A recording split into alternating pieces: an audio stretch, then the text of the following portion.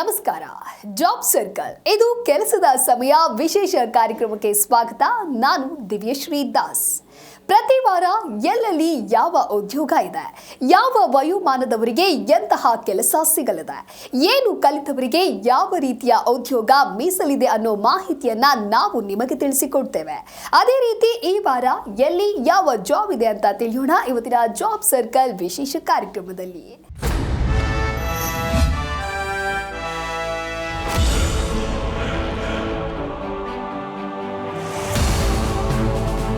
ಕರ್ನಾಟಕದಲ್ಲಿ ಸರ್ಕಾರಿ ಶಿಕ್ಷಕರಾಗುವ ಕನಸು ಕಾಣ್ತಾ ಇರುವ ಅಭ್ಯರ್ಥಿಗಳಿಗೆ ಸುವರ್ಣ ಅವಕಾಶ ಇಲ್ಲಿದೆ. ಕರ್ನಾಟಕ ವಸತಿ ಶಿಕ್ಷಣ ಸಂಸ್ಥೆಗಳ ಸಂಘ ಅಂದ್ರೆ ಕ್ರೈಸ್ ಅಧೀನದಲ್ಲಿರುವ ವಿವಿಧ ವಸತಿ ಶಾಲೆಗಳಲ್ಲಿನ ಶಿಕ್ಷಕರ ಹುದ್ದೆಗಳ ಭರ್ತಿಗೆ ಕರ್ನಾಟಕ ಪರೀಕ್ಷಾ ಪ್ರಾಧಿಕಾರ ಕೆಇಎ ಅಧಿಕೃತ ಅಧಿಸೂಚನೆಯನ್ನ ಪ್ರಕಟಿಸಿದೆ. ಯಾವೆಲ್ಲ ಹುದ್ದೆಗಳಿಗೆ ಯಾರು ಅರ್ಜಿ ಸಲ್ಲಿಸಬಹುದು, ಅರ್ಜಿ ಸಲ್ಲಿಸಲು ಕೊನೆಯ ದಿನಾಂಕ ಯಾವುದು, ಈ ನೇಮಕಾತಿಯ ಸಂಪೂರ್ಣ ಮಾಹಿತಿ ಈ ವರದಿಯಲ್ಲಿದೆ. ಕರ್ನಾಟಕ ವಸತಿ ಶಿಕ್ಷಣ ಸಂಸ್ಥೆಗಳ ಸಂಘದ ಅಧೀನದಲ್ಲಿರುವ ಮೊರಾರ್ಜಿ ದೇಸಾಯಿ, ಕಿತ್ತೂರು ರಾಣಿ ಚೆನ್ನಮ್ಮ ಸೇರಿದಂತೆ ವಿವಿಧ ವಸತಿ ಶಾಲೆಗಳಲ್ಲಿ ಖಾಲಿ ಇರುವ ಒಟ್ಟು 1087 ಶಿಕ್ಷಕರ ಹುದ್ದೆಗಳ ಭರ್ತಿಗೆ ಕೆಇಎ ಅಧಿಸೂಚನೆಯನ್ನ ಪ್ರಕಟಿಸಿದೆ. ಈ ಪೈಕಿ 767 ಹುದ್ದೆಗಳು ಉಳಿದ ರಾಜ್ಯ ವೃಂದಕ್ಕೆ ಹಾಗೆ 320 ಹುದ್ದೆಗಳು ಕಲ್ಯಾಣ ಕರ್ನಾಟಕ ವೃಂದಕ್ಕೆ ಮೀಸಲಾಗಿವೆ. ಈ ನೇಮಕಾತಿಯಲ್ಲಿ ವಿವಿಧ ವಿಷಯಗಳಿಗೆ ಶಿಕ್ಷಕರನ್ನ ಆಯ್ಕೆ ಮಾಡಲಾಗ್ತಾ ಇದೆ. ಸಮಾಜ ವಿಜ್ಞಾನ ಮತ್ತು ಇಂಗ್ಲಿಷ್ ವಿಷಯಗಳಲ್ಲಿ ಹೆಚ್ಚಿನ ಹುದ್ದೆಗಳಿದ್ದು ಕನ್ನಡ, ಗಣಿತ, ವಿಜ್ಞಾನ, ದೈಹಿಕ ಶಿಕ್ಷಣ ಸೇರಿದಂತೆ ಹಲವು ವಿಭಾಗಗಳಿಗೂ ಅವಕಾಶ ನೀಡಲಾಗಿದೆ. ಕಂಪ್ಯೂಟರ್ ವಿಜ್ಞಾನ ಹುದ್ದೆಗಳು ಉಳಿದ ರಾಜ್ಯ ವೃಂದಕ್ಕೆ ಮಾತ್ರ ಲಭ್ಯವಿದ್ರೆ, ಚಿತ್ರಕಲಾ ಶಿಕ್ಷಕರ ಹುದ್ದೆಗಳು ಕಲ್ಯಾಣ ಕರ್ನಾಟಕ ವೃಂದಕ್ಕೆ ಮಾತ್ರ ಮೀಸಲಾಗಿವೆ. ಅಭ್ಯರ್ಥಿಗಳು ಸಂಬಂಧಪಟ್ಟ ವಿಷಯದಲ್ಲಿ ಪದವಿ ಹಾಗೂ ಬಿಎಡ್ ಪದವಿ ಪಡೆದಿರಬೇಕು. ಜೊತೆಗೆ ಕರ್ನಾಟಕ ಶಿಕ್ಷಕರ ಅರ್ಹತಾ ಪರೀಕ್ಷೆ ಅಥವಾ ಕೇಂದ್ರ ಶಿಕ್ಷಕರ ಅರ್ಹತಾ ಪರೀಕ್ಷೆಯಲ್ಲಿ ಉತ್ತೀರ್ಣರಾಗಿರುವುದು ಕೂಡ ಕಡ್ಡಾಯವಾಗಿದೆ. ಅರ್ಜಿದಾರರು ಕನಿಷ್ಠ 18 ವರ್ಷ ವಯಸ್ಸು ಹೊಂದಿರಬೇಕು. ಸಾಮಾನ್ಯ ವರ್ಗದ ಅಭ್ಯರ್ಥಿಗಳಿಗೆ ಗರಿಷ್ಠ 45 ವರ್ಷ, ಒಬಿಸಿ ಅಭ್ಯರ್ಥಿಗಳಿಗೆ 48 ವರ್ಷ ಹಾಗೆ ಎಸ್ಸಿ ಮತ್ತು ಎಸ್ಟಿ ಅಭ್ಯರ್ಥಿಗಳಿಗೆ 50 ವರ್ಷಗಳವರೆಗೆ ವಯೋಮಿತಿಯಲ್ಲಿ ಅವಕಾಶ ನೀಡಲಾಗಿದೆ. ಅಭ್ಯರ್ಥಿಗಳು ಅರ್ಜಿ ಶುಲ್ಕವನ್ನ ಆನ್ಲೈನ್ ಮೂಲಕವೇ ಪಾವತಿಸಬೇಕಿದೆ. ಸಾಮಾನ್ಯ ಹಾಗೆ ಇತರೆ ಹಿಂದುಳಿದ ವರ್ಗದ ಅಭ್ಯರ್ಥಿಗಳಿಗೆ 750 ರೂಪಾಯಿ, ಎಸ್ಸಿ ಎಸ್ಟಿ ಪ್ರವರ್ಗ 1, ಮಾಜಿ ಸೈನಿಕರು ಹಾಗೆ ತೃತೀಯ ಲಿಂಗಿ ಅಭ್ಯರ್ಥಿಗಳಿಗೆ 500 ರೂಪಾಯಿ ಮತ್ತು ವಿಕಲಚೇತನ ಅಭ್ಯರ್ಥಿಗಳಿಗೆ 750 ರೂಪಾಯಿ ಅರ್ಜಿ ಶುಲ್ಕ ನಿಗದಿಪಡಿಸಲಾಗಿದೆ. ಆನ್ಲೈನ್ ಅರ್ಜಿ ಸಲ್ಲಿಕೆ ಈಗಾಗಲೇ ಆರಂಭ ಆಗಿದೆ.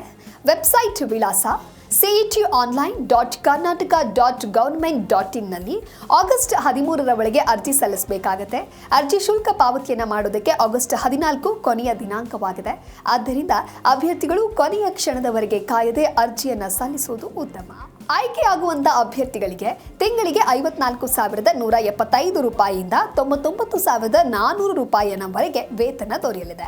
ಇದರೊಂದಿಗೆ ಸರ್ಕಾರದ ನಿಯಮಾನುಸಾರ ವಿವಿಧ ಭತ್ಯೆಗಳ ಸೌಲಭ್ಯವೂ ಕೂಡ ಲಭ್ಯವಾಗಲಿದೆ. ಆಸಕ್ತ ಅಭ್ಯರ್ಥಿಗಳು ಕರ್ನಾಟಕ ಪರೀಕ್ಷಾ ಪ್ರಾಧಿಕಾರದ ಅಧಿಕೃತ ವೆಬ್ಸೈಟ್ಗೆ ಭೇಟಿ ನೀಡಿ ಆನ್ಲೈನ್ ಮೂಲಕ ಅರ್ಜಿ ಸಲ್ಲಿಸಬಹುದು. ಅರ್ಜಿ ಸಲ್ಲಿಸುವಂತಹ ಮೊದಲು ಅಧಿಕೃತ ಅಧಿಸೂಚನೆಯನ್ನ ಸಂಪೂರ್ಣವಾಗಿ ಓದಿ ಅಗತ್ಯ ದಾಖಲೆಗಳನ್ನು ಪರಿಶೀಲನೆ ಮಾಡಿ ನಂತರ ಅರ್ಜಿ ಸಲ್ಲಿಸುವಂತೆ ಕೆಇಎ ಸೂಚನೆ ನೀಡಿದೆ. ಒಟ್ಟಲ್ಲಿ ಸರ್ಕಾರಿ ಶಿಕ್ಷಕರಾಗುವ ಕನಸು ಕಾಣ್ತಾ ಇರುವ ಅಭ್ಯರ್ಥಿಗಳಿಗೆ ಇದು ಮಹತ್ವದ ಅವಕಾಶವಾಗಿದೆ. ಅಗತ್ಯ ಅರ್ಹತೆ ಹೊಂದಿರುವಂತಹ ಅಭ್ಯರ್ಥಿಗಳು ನಿಗದಿತ ದಿನಾಂಕದೊಳಗೆ ಅರ್ಜಿಯನ್ನ ಸಲ್ಲಿಸಿ ಈ ಅವಕಾಶವನ್ನ ಸದ್ಬಳಕೆ ಮಾಡಿಕೊಳ್ಳಬಹುದು.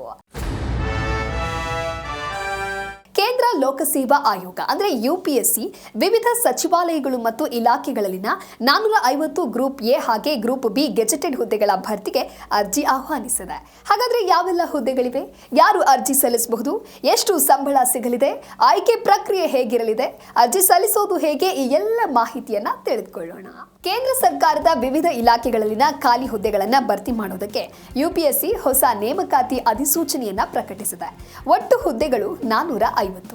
ಈ ನೇಮಕಾತಿಯಲ್ಲಿ ಸುಮಾರು 54 ವಿವಿಧ ಹುದ್ದೆಗಳ ಅಡಿಯಲ್ಲಿ ಒಟ್ಟು 450 ಹುದ್ದೆಗಳು ಭರ್ತಿಯಾಗಲಿದೆ.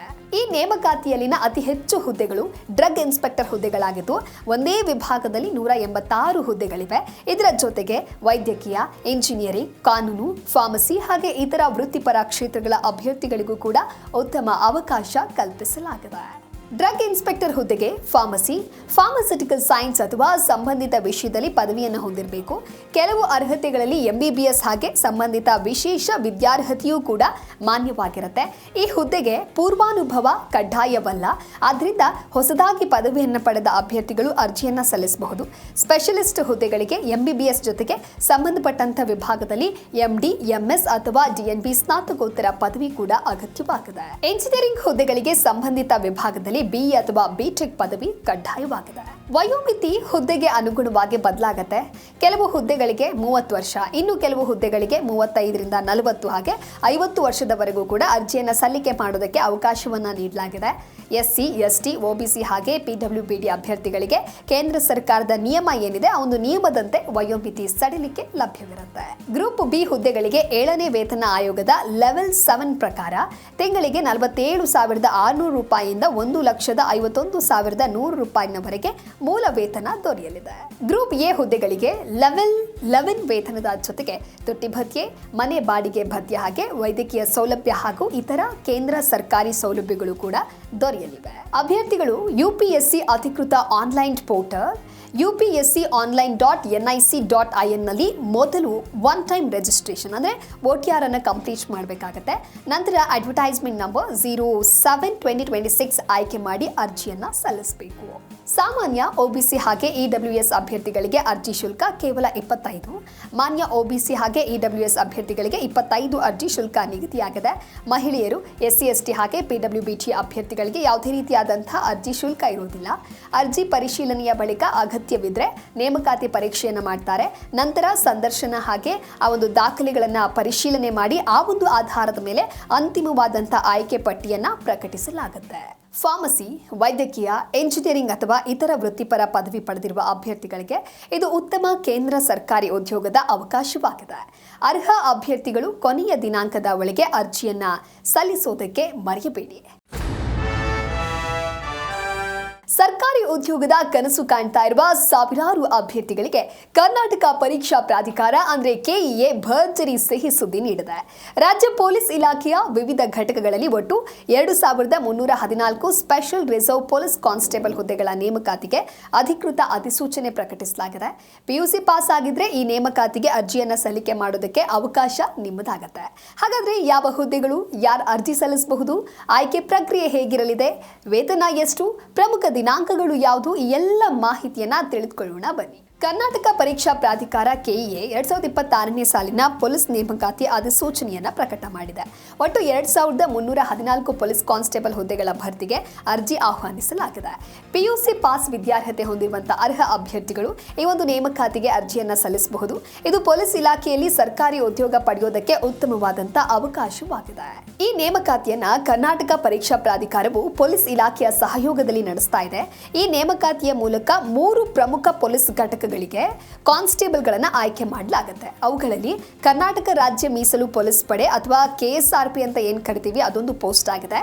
ಹಾಗೆ ಕರ್ನಾಟಕ ರಾಜ್ಯ ಕೈಗಾರಿಕಾ ಭದ್ರತಾ ಪಡೆ ಅಥವಾ KSISF ಹಾಗೂ ಇನ್ಫ್ಯಾಂಟ್ರಿ ರಿಸರ್ವ್ ಬಟಾಲಿಯನ್ ಅಂದರೆ IRBಯು ಕೂಡ ಸೇರಿದೆ. ಒಟ್ಟು 2314 ಹುದ್ದೆಗಳ ಪೈಕಿ 1455 ಹುದ್ದೆಗಳು ಉಳಿಕೆ ಮೂಲ ವೃಂದಕ್ಕೆ ಮೀಸಲಾಗಿದೆ. 859 ಹುದ್ದೆಗಳು ಕಲ್ಯಾಣ ಕರ್ನಾಟಕ ವೃಂದದಲ್ಲಿ ಭರ್ತಿಯಾಗಲಿವೆ. ಈ ನೇಮಕಾತಿ ರಾಜ್ಯದ ಈ ವರ್ಷದ ಪ್ರಮುಖ ಪೊಲೀಸ್ ನೇಮಕಾತಿಗಳಲ್ಲಿ ಒಂದಾಗಿದೆ. ಈ ಹುದ್ದೆಗಳಿಗೆ ಅರ್ಜಿ ಸಲ್ಲಿಕೆ ಮಾಡೋದಕ್ಕೆ ಅಭ್ಯರ್ಥಿಗಳು ದ್ವಿತೀಯ PUC ಅಥವಾ ತತ್ಸಮಾನ ವಿದ್ಯಾರ್ಹತೆಯನ್ನ ಹೊಂದಿರಬೇಕಾಗತ್ತೆ. ಯಾವುದೇ ಮಾನ್ಯ ಶಿಕ್ಷಣ ಮಂಡಳಿಯಿಂದ ಪಾಸ್ ಆಗಿದ್ರೂ ಕೂಡ ಅರ್ಜಿಯನ್ನ ಸಲ್ಲಿಕೆ ಮಾಡಬಹುದು. ಅಭ್ಯರ್ಥಿಗಳ ಕನಿಷ್ಠ ವಯಸ್ಸು 18 ವರ್ಷ ಹಾಗೆ ಗರಿಷ್ಠ 33 ವರ್ಷ ನಿಗದಿಪಡಿಸಲಾಗಿದೆ. ಪರಿಶಿಷ್ಟ ಜಾತಿ, ಪರಿಶಿಷ್ಟ ಪಂಗಡ ಹಾಗೆ ಇತರೆ ಮೀಸಲಾತಿ ವರ್ಗಗಳಿಗೆ ಸರ್ಕಾರದ ನಿಯಮಾನುಸಾರ ವಯೋಮಿತಿಯನ್ನ ಸಡಿಲಿಕೆ ಮಾಡಲಾಗುತ್ತೆ. ಇದು 100 ಅಂಕಗಳ OMR ಆಧಾರಿತ ವಸ್ತುನಿಷ್ಠ ಪರೀಕ್ಷೆಯಾಗಿರುತ್ತೆ. ಪ್ರತಿ ತಪ್ಪು ಉತ್ತರಕ್ಕೆ 0.25 ನೆಗೆಟಿವ್ ಮಾರ್ಕ್ಸ್ ಇರೋದ್ರಿಂದ ಅಭ್ಯರ್ಥಿಗಳು ಎಚ್ಚರಿಕೆಯಿಂದ ಉತ್ತರವನ್ನು ನೀಡಬೇಕು. ಲಿಖಿತ ಪರೀಕ್ಷೆಯಲ್ಲಿ ಅರ್ಹತೆಯನ್ನು ಪಡೆದ ಅಭ್ಯರ್ಥಿಗಳನ್ನಷ್ಟೇ ಮುಂದಿನ ಹಂತಗಳಿಗೆ ಕರೆಯಲಾಗುತ್ತೆ. ಎರಡನೇ ಹಂತ ಫಿಸಿಕಲ್ ಸ್ಟ್ಯಾಂಡರ್ಡ್ ಟೆಸ್ಟ್ ಅಥವಾ PST ಆಗಿದ್ದು ಅಭ್ಯರ್ಥಿಗಳ ಎತ್ತರ, ಎದೆ ಸುತ್ತಳತೆ ಸೇರಿದಂತೆ ದೈಹಿಕ ಮಾನದಂಡಗಳನ್ನು ಪರಿಶೀಲಿಸಲಾಗುತ್ತೆ. ಇನ್ನು ಮೂರನೇ ಹಂತ ಯಾವುದು ಅಂತ ಹೇಳಿ ನೋಡ್ತಾ ಹೋಗೋದಾದ್ರೆ ಫಿಸಿಕಲ್ ಎಂಡ್ಯೂರೆನ್ಸ್ ಟೆಸ್ಟ್ ಅಥವಾ PET ಆಗಿರುತ್ತೆ. ಈ ಪರೀಕ್ಷೆಯಲ್ಲಿ ಓಟ, ಲಾಂಗ್ ಜಂಪ್, ಹೈ ಜಂಪ್ ಹಾಗೆ ಶಾರ್ಟ್ ಪುಟ್ ಸೇರಿದಂತೆ ವಿವಿಧ ದೈಹಿಕ ಸಾಮರ್ಥ್ಯ ಪರೀಕ್ಷೆಗಳನ್ನು ನಡೆಸಲಾಗುತ್ತೆ. ಎಲ್ಲ ಹಂತಗಳಲ್ಲಿ ಅರ್ಹತೆ ಪಡೆದ ಅಭ್ಯರ್ಥಿಗಳಿಗೆ ವೈದ್ಯಕೀಯ ಪರೀಕ್ಷೆಯನ್ನು ನಡೆಸಿ ಅಂತಿಮವಾದಂಥ ಆಯ್ಕೆ ಪಟ್ಟಿಯನ್ನು ಪ್ರಕಟಿಸಲಾಗುತ್ತೆ. ಆಯ್ಕೆಯಾದ ಅಭ್ಯರ್ಥಿಗಳಿಗೆ ತಿಂಗಳಿಗೆ 37,500 ರೂಪಾಯಿಯಿಂದ 76,100 ರೂಪಾಯಿನವರೆಗೆ ವೇತನ ದೊರೆಯಲಿದೆ. ಇದರ ಜೊತೆಗೆ ಸರ್ಕಾರದ ನಿಯಮಾನುಸಾರ ತುಟ್ಟಿ ಭತ್ಯೆ, ಮನೆ ಬಾಡಿಗೆ ಭತ್ಯೆ ಸೇರಿದಂತೆ ಇತರೆ ಸೌಲಭ್ಯಗಳು ಕೂಡ ಲಭ್ಯವಾಗಲಿವೆ. ಅರ್ಜಿ ಸಲ್ಲಿಕೆ ಪ್ರಕ್ರಿಯೆ ಜುಲೈ 13, 2026ರಿಂದ ಆರಂಭ ಆಗಿದ್ದು, ಅರ್ಜಿಯನ್ನು ಸಲ್ಲಿಸೋದಕ್ಕೆ ಕೊನೆಯ ದಿನಾಂಕ ಆಗಸ್ಟ್ 10, 2026 ಆಗಿದೆ. ಜನರಲ್ ಮತ್ತು ಒಬಿಸಿ ಅಭ್ಯರ್ಥಿಗಳಿಗೆ 750, ಹಾಗೆ SC, ST ಮತ್ತು ಕ್ಯಾಟಗರಿ 1 ಅಭ್ಯರ್ಥಿಗಳಿಗೆ 500 ನಿಗದಿಪಡಿಸಲಾಗಿದೆ.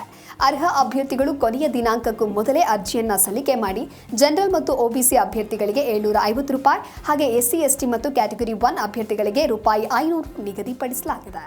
ಅಭ್ಯರ್ಥಿಗಳು ಕೆಇಎ ಅಧಿಕೃತ ವೆಬ್ಸೈಟ್ cetonline.karnataka.government.in ನಲ್ಲಿ ಹೊಸದಾಗಿ ನೋಂದಣಿ ಮಾಡಿಕೊಂಡು ಆನ್ಲೈನ್ ಮೂಲಕ ಅರ್ಜಿ ಸಲ್ಲಿಸಬೇಕು. ಅರ್ಜಿ ಸಲ್ಲಿಸುವಂತಹ ಮೊದಲು ಮೊಬೈಲ್ ಸಂಖ್ಯೆ, ಇಮೇಲ್ ID, SSLC ಹಾಗೆ PUC ದಾಖಲೆಗಳನ್ನು, ಫೋಟೋ ಮತ್ತು ಸಹಿಯನ್ನು ಸಿದ್ಧವಾಗಿಟ್ಕೊಳ್ಳಿ. ಅಧಿಕೃತ ಅಧಿಸೂಚನೆಯನ್ನು ಸಂಪೂರ್ಣವಾಗಿ ಓದಿದ ನಂತರ ಅರ್ಜಿಯನ್ನು ಸಲ್ಲಿಸಿ. ಒಟ್ಟಾರೆ ಸರ್ಕಾರಿ ಸೇವೆ ಸಲ್ಲಿಸುವ ಕನಸು ಹೊಂದಿರುವ ಅಭ್ಯರ್ಥಿಗಳಿಗೆ ಇದು ಉತ್ತಮ ಅವಕಾಶವಾಗಿದೆ. ಅರ್ಹ ಅಭ್ಯರ್ಥಿಗಳು ಕೊನೆಯ ದಿನದವರೆಗೆ ಕಾಯ್ದೆ ಆದಷ್ಟು ಬೇಗ ಅರ್ಜಿ ಸಲ್ಲಿಕೆಯನ್ನು ಮಾಡಿ ಪರೀಕ್ಷೆಗೆ ಎಂದಿನಿಂದಲೇ ಸಿದ್ಧತೆಯನ್ನು ಆರಂಭಿಸಿ. ಈ ಮಾಹಿತಿ ಉಪಯುಕ್ತವಾಗಿದ್ದರೆ ನಿಮ್ಮ ಸ್ನೇಹಿತರು ಹಾಗೆ ಉದ್ಯೋಗಾಕಾಂಕ್ಷಿಗಳಿಗೆ ತಪ್ಪದೇ ಹಂಚಿಕೊಳ್ಳಿ. ಇಂತಹ ಮತ್ತಷ್ಟು ಹೊಸ ಸರ್ಕಾರಿ ಉದ್ಯೋಗದ ಮಾಹಿತಿ, ನೇಮಕಾತಿ ಅಪ್ಡೇಟ್ಸ್ ಮತ್ತು ಪರೀಕ್ಷಾ ಸುದ್ದಿಗಳೊಂದಿಗೆ ಮುಂದಿನ ಎಪಿಸೋಡ್ನಲ್ಲಿ ಮತ್ತೆ ಭೇಟಿಯಾಗ್ತೇವೆ. ಅಲ್ಲಿವರೆಗೂ ನೋಡ್ತಾ ಇರಿ ಜಿ ಕನ್ನಡ ನ್ಯೂಸ್, ಸತ್ಯವೇ ಸುದ್ದಿಯ ಜೀವಾಳ.